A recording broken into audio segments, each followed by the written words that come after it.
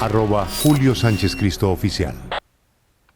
A la noticia del día en Colombia es judicial, tiene que ver con el proceso que se adelanta en contra del expresidente Álvaro Uribe Vélez. Ahora vamos a escuchar a una de las víctimas, tal vez la víctima más relevante por el protagonismo que ha tenido en este caso. Me refiero al senador Iván Cepeda. Senador Cepeda, muy buenos días. Buenos días, Julio. Es un gusto tener esta conversación con usted, con su equipo, y que las personas que siguen la W puedan escucharnos. Claro que sí. Ya nos explicó el doctor Granados el origen de la decisión de la Corte Suprema de Justicia. Ahí hay un tema con una decisión que tomó la señora juez, que para la evaluación de la apelación en la Corte, pues no le dio la razón. La gran preocupación de las víctimas es el impacto que esta decisión puede tener en los tiempos. Decía el doctor Granados que esto no afecta el tema de tiempos, pero a mí me interesa la opinión suya, que es víctima. ¿Afecta o no afecta los tiempos del proceso? Bueno, Julio, en realidad lo que hemos visto, no de ahora, sino de este largo proceso, es intentos desesperados por parte del expresidente Álvaro Uribe y sus abogados porque este proceso no avance. Eso fue evidente cuando el entonces senador Uribe renunció a su fuero y pasó a ser investigado por la Fiscalía, dejando a un lado a la Corte Suprema. También cuando se hicieron muchos intentos porque no prosperara el juicio, y ahora cuando ya lo estamos desarrollando. Así que este no es un asunto novedoso. La defensa ha hecho hasta lo imposible para no llegar a la instancia en la que estamos, y ahora que estamos ya en la fase probatoria, se intenta convencernos de que todo va maravillosamente, que lo que hemos escuchado hasta ahora lo que muestra es la inocencia del expresidente, pero al mismo tiempo, y ustedes también lo ponían de presente, hay esfuerzos ingentes por la prescripción de esta causa. Así que evidentemente, aquí hay un método. El doctor Granados suele decir que ellos y están empleando un método reconstructivo. Yo diría que hay un método prescriptivo.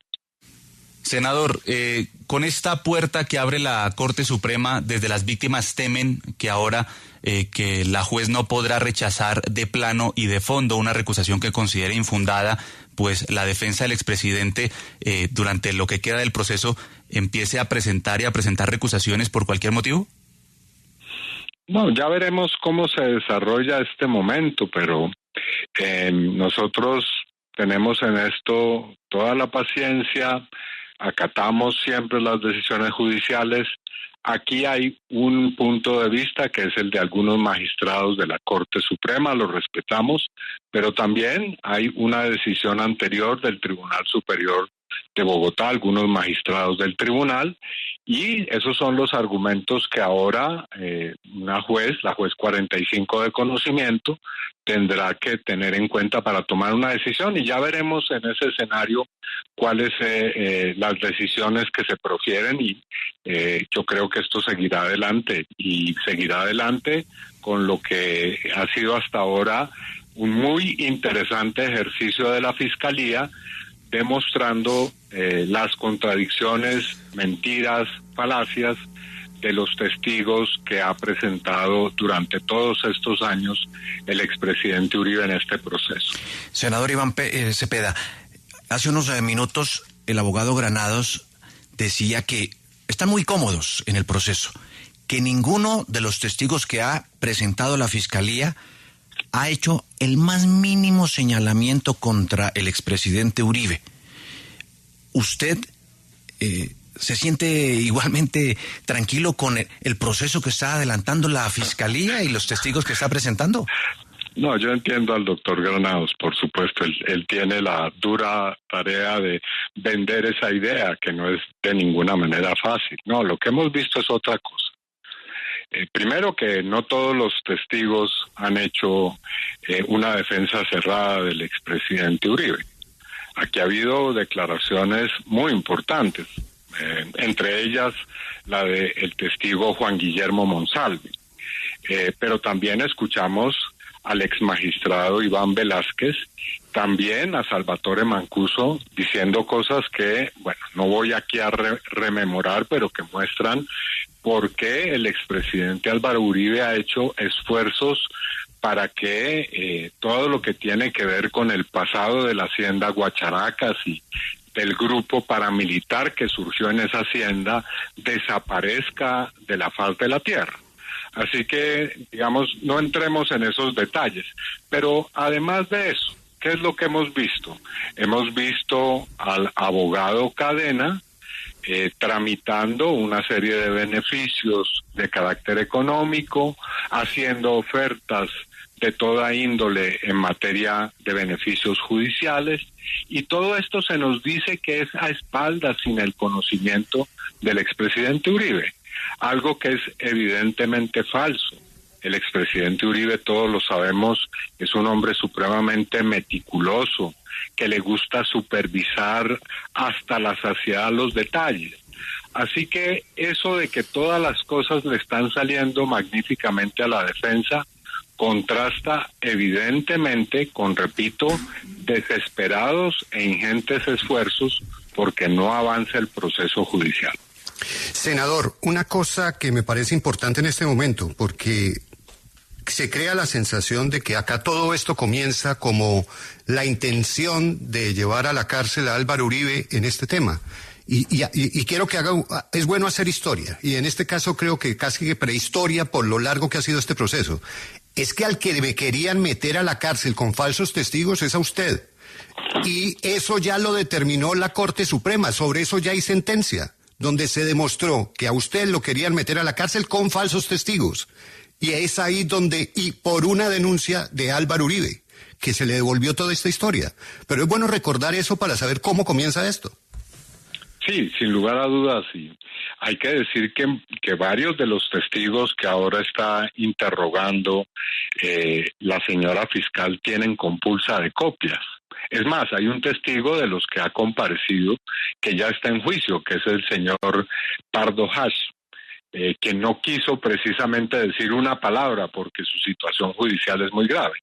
Pero además de eso, están en juicio el abogado Cadena, su socio Juan José Salazar, el ex representante a la Cámara Álvaro Hernán Prada. Es decir, este es un proceso que ya tiene unas bases muy sólidas y evidentemente no fuimos nosotros quienes desatamos este proceso judicial, fue el expresidente Uribe, y no solamente en el escenario de la Corte Suprema, yo debo recordar también ante el procurador Ordóñez, también en el Consejo de Estado.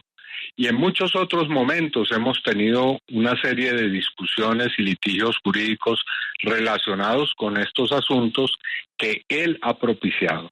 Él ha sido quien ha presentado una veintena de testigos a la Corte Suprema primero, después a la Fiscalía, y él es el que tiene ahora el gravísimo problema de que en todos esos casos de esos testigos hay irregularidades y además delitos que son evidentes. Ayer, por ejemplo, escuchábamos al señor Fabián Rojas de la Unidad Legislativa del expresidente decir que él quedó asombrado al ver que se le estaban entregando a la Corte Suprema de Justicia cartas que estaban siendo elaboradas por el abogado Cadena y por otra abogada, la abogada Ángela López, abogada de uno de los jefes de la oficina de Envigado, que escucharemos en los próximos días. Así que él, el expresidente Álvaro Uribe, es el que creó este escenario que ahora evidentemente tiene ya una forma y una consistencia que es difícil de negar. Senador, en este juicio se ha hablado precisamente del alto número de testigos, las personas que están citadas a declarar, que son más de 80, y pues esa prescripción que se habla sería antes del 8 de octubre. Teniendo en cuenta estos dos factores, ¿usted cree se logre alguna decisión determinante antes de esa fecha, antes del 8 de octubre? Sí, yo tengo plena convicción que es posible.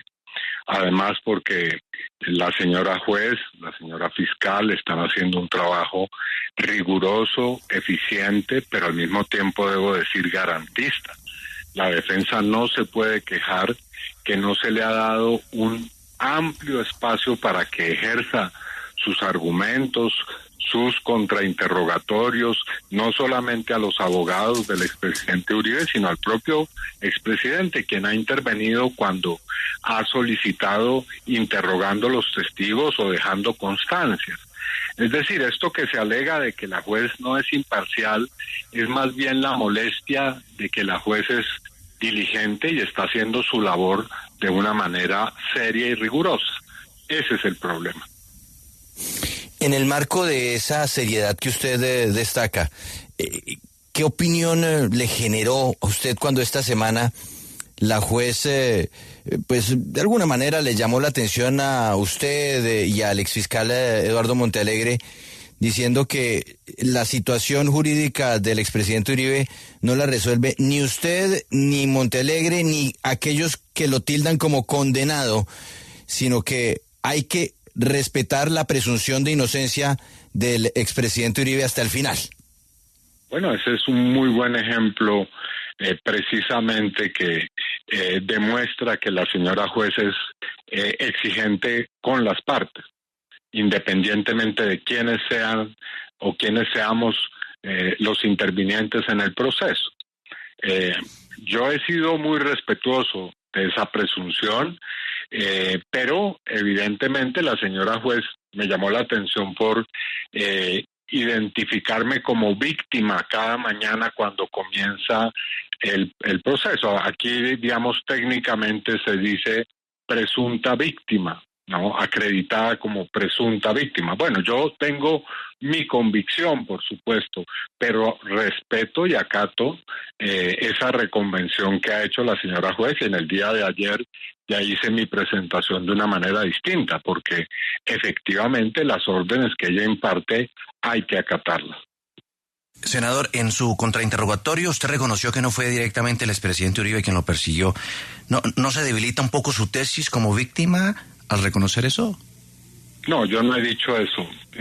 No, lo que, si no estoy mal, dije es que no me consta directamente que el expresidente Álvaro Uribe haya conformado grupos paramilitares, puesto que la pregunta era una pregunta cerrada de sí o no, y si la pregunta es si yo estuve en la hacienda Guacharacas a mediados de la década de 1990 y pude ver y constatar cómo él intervenía en la conformación y fortalecimiento de ese grupo, pues obviamente la respuesta no puede ser afirmativa.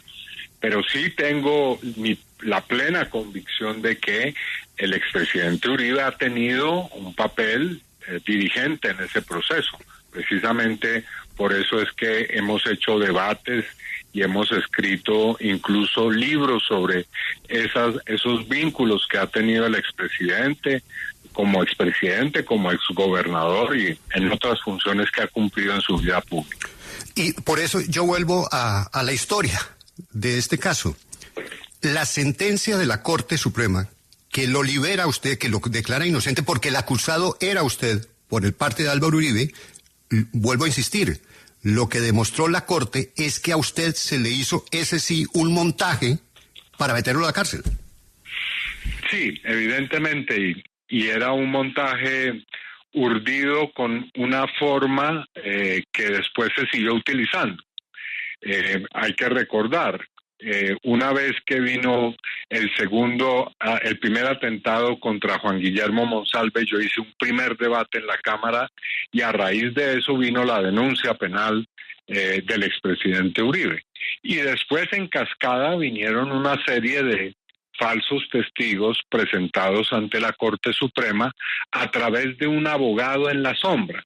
Esos testigos no los presentó ni el doctor Granados ni el doctor Lombana, quienes ustedes han entrevistado en la W, sino un señor que en ese momento era el señor Wilser Molina.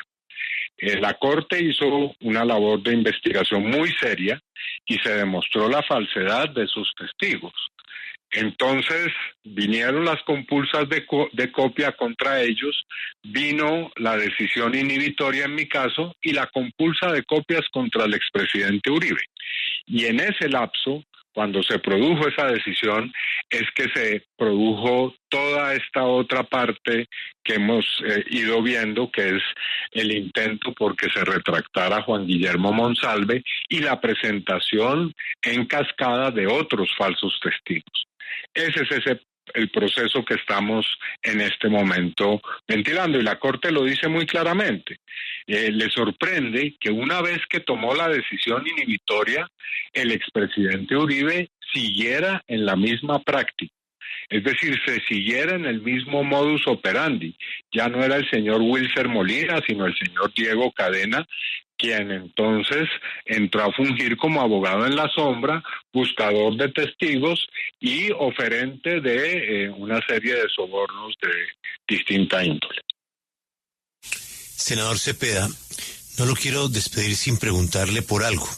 Usted hace parte de la coalición de gobierno, pero cuando tiene que hacer comentarios, en algunos casos críticos, los hace de la manera más respetuosa. ¿Cuál es su opinión sobre la decisión del gobierno de nombrar al doctor Ávila como nuevo ministro de Hacienda? Bueno, yo no conozco la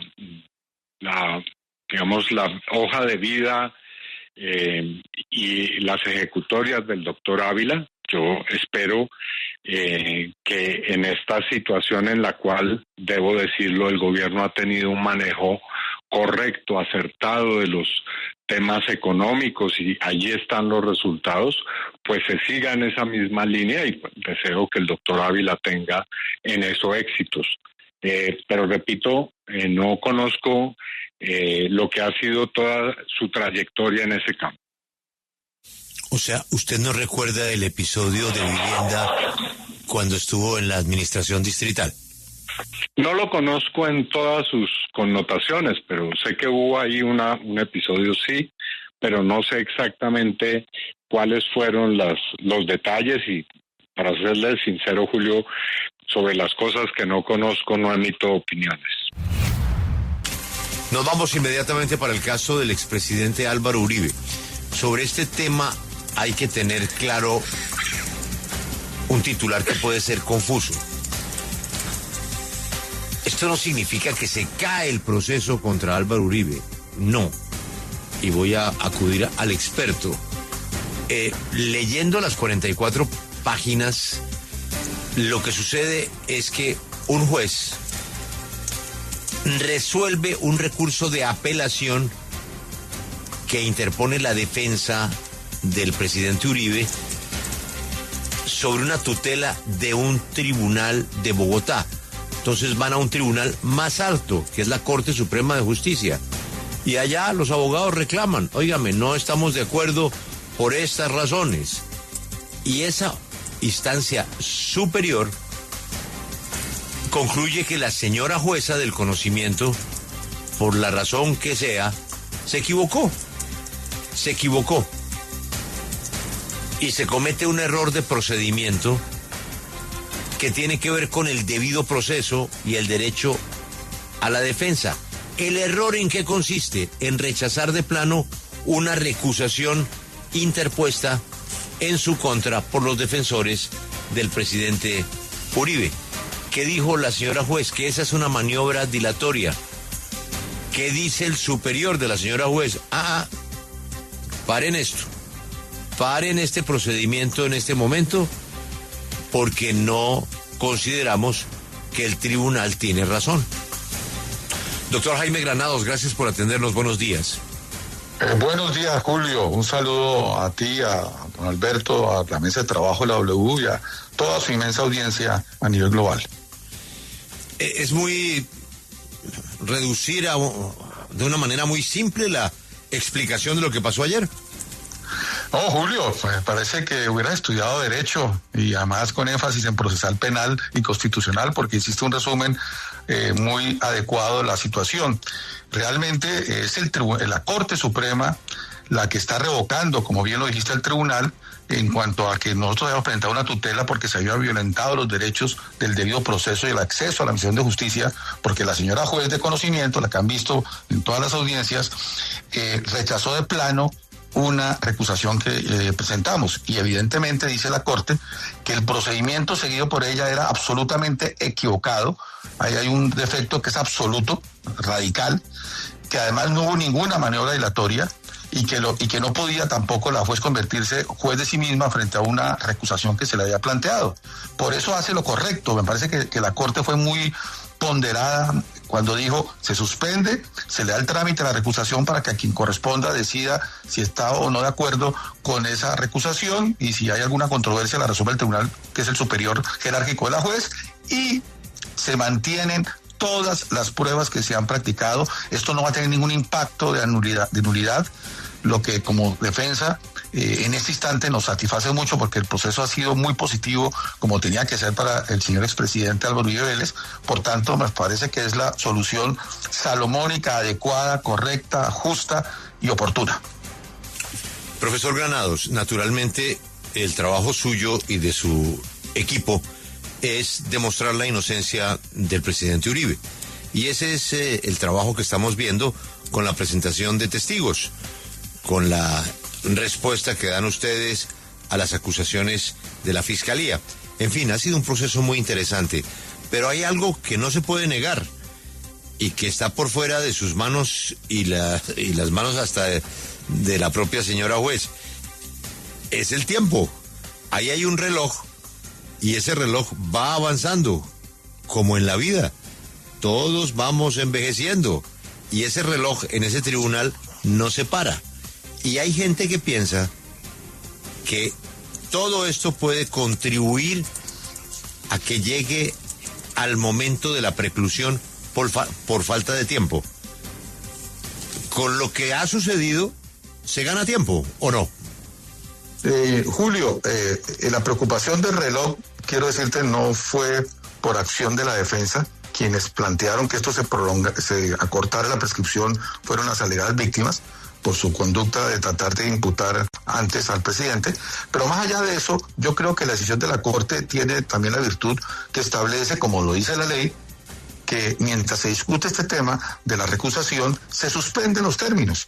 Y entonces no corre para la prescripción. Si por alguna razón, que ojalá no sea así, se declarase infundada finalmente la recusación, pues ese tiempo no va a afectar el trámite de la prescripción. Si nos da la razón, que es lo que esperamos, pues ahí sí, pero ¿qué hacemos si se equivocó la juez? De todas maneras, Julio y toda la audiencia, si han seguido estas ya casi 20 sesiones con 18 testigos, se habrán dado cuenta que se está avanzando a una gran velocidad inusitada, única en la historia judicial de Colombia. Y yo creo que honestamente vamos a terminar a tiempo, va a haber la oportunidad de un pronunciamiento a tiempo, que el presidente tiene interés que justamente se sepa la verdad y se haga justicia con esa verdad. Abogado, yo quiero preguntarle precisamente, usted acaba de mencionar la palabra velocidad. ¿Usted cree que es esa velocidad la que se ha dado en el juicio, con citar prácticamente todos los días de la semana a audiencias en las que se escuchan testigos, lo que originó precisamente el que se hubiera dado esta recusación que en una primera instancia por parte del tribunal se negó, pero que la Corte consideró que la juez 44, Sandra Heredia, se había equivocado? Bueno, yo no quisiera entrar al fuero subjetivo de la señora juez de por qué se equivocó, qué la presionó a ella a tomar estas decisiones equivocadas. Yo respeto lo que ella creyó, aspiro que haya sido y presumo que de buena fe, pero pues finalmente los jueces pues tienen que dar ejemplo de respetar las normas y de ser equilibrados y ponderados con todos, más allá de su motivación subjetiva interna. Lo que nos preocupa por otras circunstancias, esta es la última de ellas, es justamente que creemos que no es imparcial, y por eso la recusación que está debidamente fundamentada. Ya veremos qué deciden los jueces competentes. Nosotros acatamos lo que digan los jueces cuando nos dan la razón, o si no nos la dan, utilizamos las herramientas jurídicas, pero no queremos especular. Simplemente estamos cumpliendo con nuestro deber. Creo que la opinión pública ya se ha ido formando una idea de por qué este proceso es inmeritorio en contra del presidente. Recuerden que estamos viendo los testigos de cargo. y no hay uno solo que haya señalado a Álvaro Uribe Vélez como responsable o que haya hecho algo indebido. Por tanto, pues seguiremos avanzando en el tiempo que determine la justicia, con todo el esfuerzo de nuestro equipo, porque esto es una tarea de un equipo de primera línea. Está el profesor Jaime Lombana Villalba, ampliamente reconocido. Está una nueva figura emergente del derecho en Colombia, que es Juan Felipe Amaya. Está Giovanni, que Franklin, que es alguien que el doctor Guevara, Franklin Johnny Guevara, ha sido el líder de la investigación de nuestro equipo de defensa y ha hecho un papel muy destacado en esa investigación. En fin, estamos hablando en el ámbito internacional del profesor Víctor Mosquera, a un equipo muy sólido, y entre todos, cada uno colocando su grano de arena, pues ha logrado que finalmente la Corte Suprema siente a una muy importante jurisprudencia.